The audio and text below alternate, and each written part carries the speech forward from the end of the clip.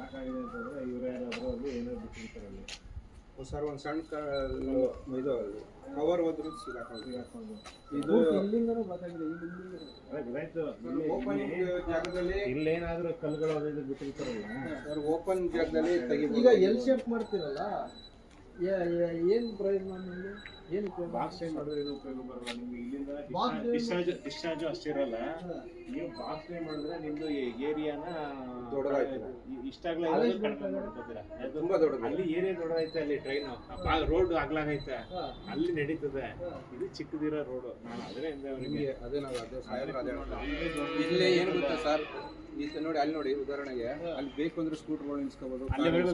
ನೀವು ಇದೇ box train ಆದ್ರೆ ಇವ್ರು ನಿಂತಿದಾರಲ್ಲ ಇತ್ತಾಗಿ ಗಾಡಿ ಹಾಕ್ಬೇಕಾಗ್ತದೆ.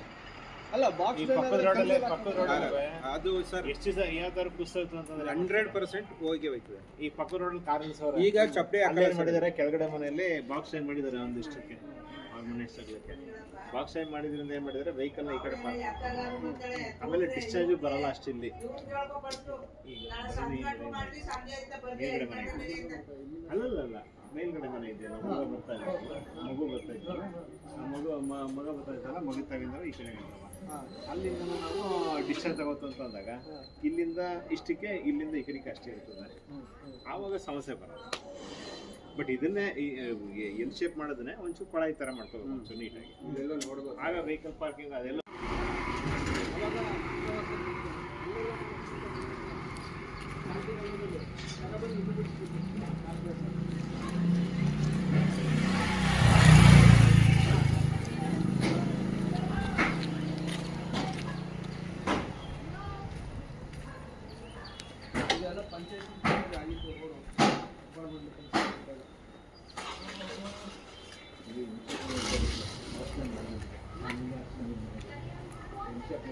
ಏನಾದ್ರು